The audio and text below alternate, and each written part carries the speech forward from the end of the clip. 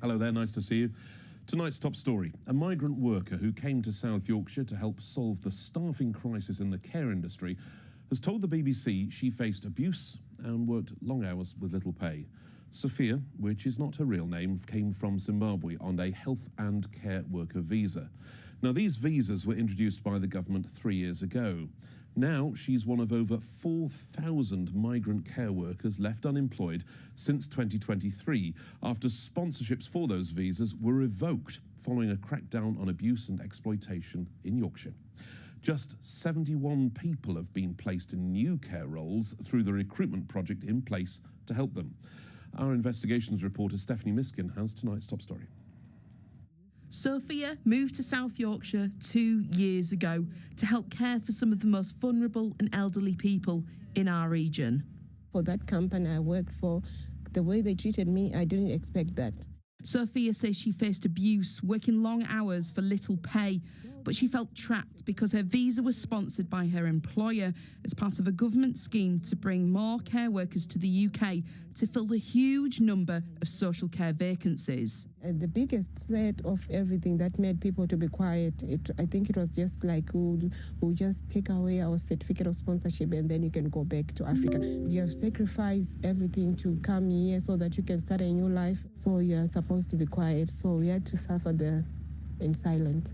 And Sophia isn't alone. The Home Office has revoked more than 470 care provider licences as it's clamped down on abuse and exploitation across the care sector, affecting about 39,000 workers across England. But Unison say this is just the tip of the iceberg. Workers are threatened into silence, and although the government has been revoking the licence of some of these employers, many employers are still operating because the workers don't report them, and if they do, they know that ultimately they will be the ones who are suffering, because if their sponsor loses the right to operate, then the worker will be unemployed, destitute. Got your tablets and your coffee for you? Yeah.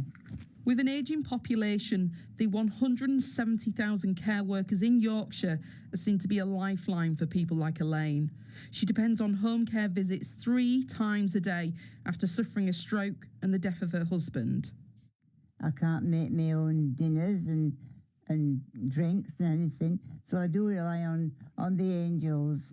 Elaine was actually my first call, so she's a bit special as Elaine. But yeah, I've been doing it for 2 years now, yeah. And I come to Elaine every week, a couple of times a week, isn't it? I miss her when I don't see her.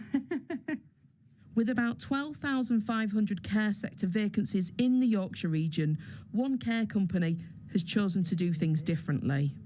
We've got a shortage of people who are prepared to work in adult social care in the UK. So our view at Visiting Angels is if we address the challenges that lead to recruitment problems, better pay, proper contracts makes it easier to find people, that we didn't need to work with overseas recruitment.